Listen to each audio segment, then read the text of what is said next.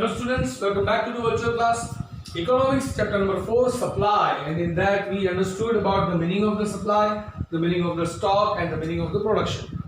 So in the yesterday's session we guys got to know that the total amount which is being produced on day-to-day basis, that is known as the production, right? Now the production is sent to be sold and the person who wants to sell it, those person will get the stock.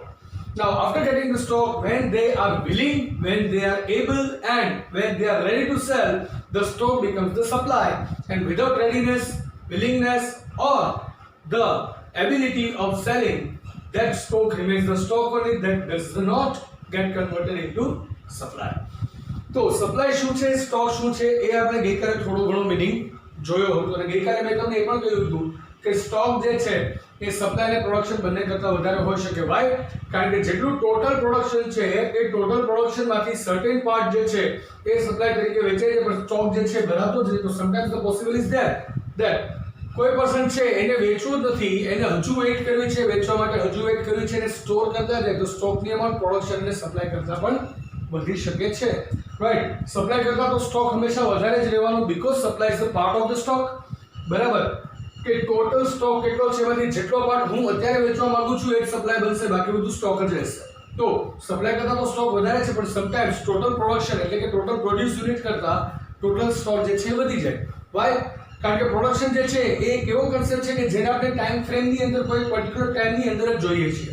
બરાબર? કે ભાઈ માની લો કે 1 મહિનાનું production કેટલું, 1 વર્ષનું production કેટલું. હવે હું 3 વર્ષથી સ્ટોક કરતો અને એ 1 વર્ષનું પ્રોડક્શન કાઉન્ટ કરે તો there are the possibilities કે મારો સ્ટોક જે છે એ 1 year પ્રોડક્શન કરતા વધારે હોઈ શકે છે, રાઈટ? સો અત્યાર સુધીમાં ગાઈસ આપણે જે વાત કરી એ આપણે માત્ર મીનિંગ જોયા હતા.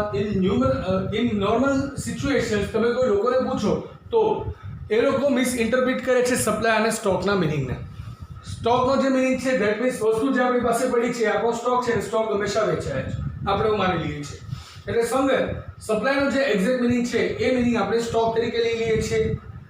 સેકન્ડ, સપ્લાયની વાત કરીએ તો સપ્લાયને એઝ અ નાઉન નહીં પણ એઝ અ વર્બ, થોડા ઇંગ્લિશના વર્ડ્સ યુઝ કરવા પડે છે, થોડી ઇંગ્લિશની ટર્મ્સ યુઝ કરવી પડે છે, but you guys know the difference between the noun and the verb, right? તો નાઉન એટલે શું કે કોઈ એક્ટિવિટીનું નામ અને વર્બ એટલે ધ એક્ટિવિટી ઇટસેલ્ફ. બરાબર? તો એ જ ડિફરન્સ લોકો કરે છે. સપ્લાય જે છે એને આપણે એઝ અ નાઉન જોવાનું છે કે આપણો સ્ટોક જે આપણે વેચવા તૈયાર છીએ એને આપણે સપ્લાય કહીશું. લોકોને વર્બ સમજે છે કે અહીંયાથી ત્યાં એ વસ્તુ પહોંચાડવી તો એને આપણે સપ્લાય કહેવાય. તો ઇન જનરલ મીનિંગ્સ લોકો હંમેશા સપ્લાય અને સ્ટોકના મીનિંગને મિક્સઅપ કરે છે અને સપ્લાયનો કંઈક અલગ જ મતલબ એ લોકો ઇન્ટરપ્રિટ કરતા હોય છે. So in today's session guys, we are going to understand the differences between the stock and the supply, right? The stock versus supply શું differences છે એ આપણે સમજવાના છીએ. હું તમને અહીંથી ઓરલી બધી વાત કરવાનો છું કે સ્ટોક અને સપ્લાય વચ્ચે શું ડિફરન્સ છે. બરાબર? તો એ આપણે સમજવાના છીએ અને એ સમજતાની સાથે તમે લોકો બહુ જ ક્લિયરલી સમજી જશો કે what is supply indeed, actually supply એટલે શું, રાઈટ? તો સપ્લાયનો બેઝિક મીનિંગ તો તમે જોયો, સ્ટોકનો બેઝિક મીનિંગ આપણે જોઈ ચૂક્યા. બરાબર? તો લોકો એને મોટાભાગે મિક્સઅપ કરતા હશે, પણ ટેકનિકલી બંને કન્સેપ્ટ ખૂબ જ અલગ છે. બરાબર? સ્ટોક જે છે ને એ total available amount of the part of production છે, કે ટોટલ કેટલું પ્રોડક્શન થયું તો એમાંથી ટોટલ અવેલેબલ અમાઉન્ટ કેટલી. સે ફોર એક્ઝામ્પલ, ટોટલ પ્રોડક્શન 1000 થયું તો 1000 માંથી મારી પાસે અત્યારે 800 યુનિટ્સ અવેલેબલ છે, તો ધેટ ઇઝ માય સ્ટોક. બરાબર? મારી પાસે જો 800 યુનિટ્સ અત્યારે અવેલેબલ છે તો ધેટ બીકમ્સ માય સ્ટોક. અને નાઉ જે સ્ટોક વેચવા માટે હું રેડી છું, બરાબર, મારી ઈચ્છા પણ છે અને મારી એબિલિટી પણ છે, એટલે કે આઈ એમ એબલ ટુ સેલ. મારે 200 યુનિટ્સ વેચવા છે, મારી પાસે 200 યુનિટ્સ પડ્યા છે, એબિલિટી સેટિસ્ફાઈડ. ધેન અત્યારે જે માર્કેટમાં પ્રાઇસ છે એ પ્રાઇસ ઉપર જ મારે વેચવા છે. બરાબર? તો રેડીનેસ, હું તૈયાર છું અને મારી ઈચ્છા છે હવે વેચી દઈએ, રાઈટ? કદાચ મારી ઈચ્છા ના પણ હોય, શું કામ? અરે યાર આજે આટલી પ્રાઇસ છે, મે બી કાલે આનાથી વધારે પ્રાઇસ મળી શકે છે, તો હું એને પ્રિઝર્વ પણ કરું. That completely based on my choice. બરાબર? તો જ્યારે સ્ટોકનો જે પાર્ટ છે એ કરંટ સિચ્યુએશનમાં જે વેચવા માટે હું રેડી છું, એબલ છું અને મારી વિલિંગનેસ છે, તો એ સપ્લાય બને છે, right? The whole stored units are not supply, right total stock is not supply, total production is not supply.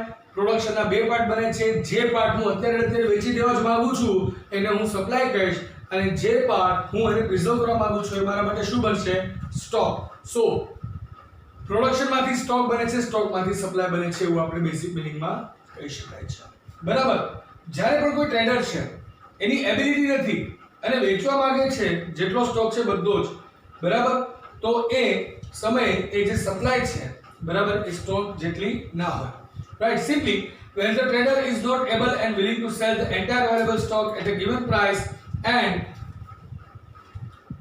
a point of time, then supply will not be the same as stock. માની લો કે મારા total stock છે નો certain part છે એ આ સમય અને આ પ્રાઇસમાં વેચવો નથી, બરાબર, મારે વેચવું નથી. માની લો કે મેં 1000 રૂપિયાની કોઈ વસ્તુ પરચેસ કરી હોય, માર્કેટ ડાઉન થઈને કદાચ એની કિંમત 800 રૂપિયા આવી ગઈ હોય, બરાબર, અને પછી મેં એને રાખ્યું હોય ને હવે હું એબલ નથી વેચવા માટે, કારણ કે વેચું તો I have to face a great loss, right. 200 rupees પર યુનિટ મારે લોસ બેર કરવો પડે છે, તો હું નહીં વેચું, તો એ મારો સ્ટોક રહેશે, તો એ સપ્લાયમાં કન્વર્ટ નહીં થાય. યસ, એ 1000 છે એની પ્રાઇસ જેવી 1200 થશે, એટલે definitely I am earning the profit of 200 rupees, તો હું એને વેચવાનો વિચાર કરીશ. તો ત્યારે સ્ટોકનો જે પાર્ટ હું વેચવા જાઉં છું એ સપ્લાય બનશે, right. The whole stock can never be the supply on the same point of time in the maximum cases, right. માણસો થોડું વેચતા હોય છે.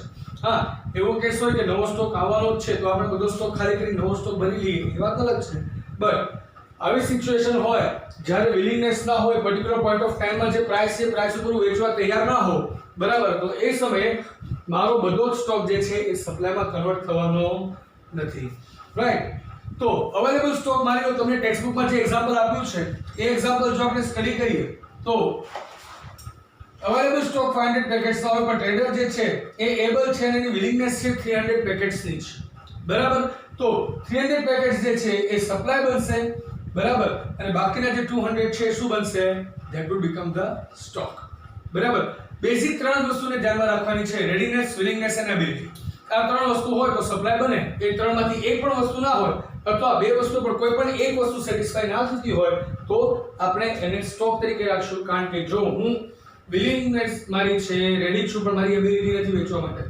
આઈ am able to sell but મારી રેડીનેસ નથી, વિલિંગનેસ છે, right. I am ready to sell, બરાબર, but willingness નથી અને એબિલિટી નથી, રાઈટ. કોઈ પણ કન્ડિશન તમે જોઈ લો, ત્રણમાંથી કોઈ પણ એક કન્ડિશન જો સેટિસ્ફાઈ ના થાય તો મારે જે સ્ટોક છે સ્ટોક જ રહેશે, સપ્લાયમાં કન્વર્ટ થશે નહીં. કારણ કે સપ્લાય ત્યારે થશે કે જ્યારે હું રેડી છું, વિલિંગ છું અને એબલ છું વેચવા માટે, અને ઓન ધ સ્પોટ લાવ પૈસા નાલે તારો માલ, બરાબર, જ્યારે એ કન્ડિશન ઉપર વાત આવે ત્યારે મારો સ્ટોક જે છે સપ્લાયમાં કન્વર્ટ થશે, રાઈટ. તો સ્ટોક જે છે એ ટોટલ અમાઉન્ટ ઓફ પ્રોડક્ટ છે કે જે વેચવા માટે અવેલેબલ છે, right. The stock is the total amount of product which is available for sale, right. અને સપ્લાય જે છે હંમેશા સ્ટોક કરતા ઓછો રહેવાનો છે, કારણ કે જ્યારે સપ્લાય જે છે એ વેચાય છે એ અવેલેબલ અમાઉન્ટ કરતા ઓછી જ હોય. મારી પાસે 500 પેકેટ્સ હોય તો 800 પેકેટ્સ નથી વેચી શકતો.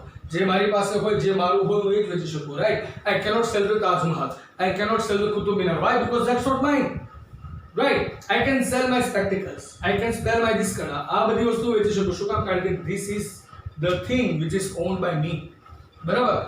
મારી પાસે જેટલું અવેલેબલ છે એટલું જ હું વેચીશ. તો supply can never be higher than the stock. Supply can be the higher than the particular time frame of production, બરાબર. કે ભાઈ માની લો કે આજનું પ્રોડક્શન તો કે 800 પેકેટ્સ, પણ સેલિંગ 1000 પેકેટ્સ. તો હાઉ ઇઝ ઇટ પોસિબલ? કારણ કે પ્રીવિયસ પ્રોડક્શનનો પાર્ટ મારી પાસે એઝ અ સ્ટોક હતો, એ પણ મેં વેચી દીધો. So the thing is the supply can be as the stock, that means the supply can be as much as the stock is, or the supply can be the lesser of the stock, but the supply can never be more than the available stock, right.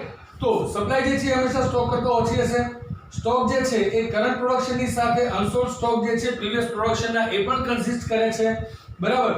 તો stock જે છે એ production અને સપ્લાયથી અલગ થાય છે, right. So this is the basic meaning guys. પ્રોડક્શનમાં જે products આપણે પ્રોડ્યુસ કરીએ છીએ એ થઈ ગયા પછી એમાંથી જે વસ્તુ હું હમણાં પ્રિઝર્વ કરવાનો છું એ સ્ટોક બનશે. જે વસ્તુ તાત્કાલિક વેચી દેવાનો છું એ સપ્લાય બનવાની છે. તો સ્ટોક અને સપ્લાયના મિનિંગ્સ હવે એકદમ ક્લિયર અને ડિસ્ટિંક્ટ છે આપણા માટે, બરાબર.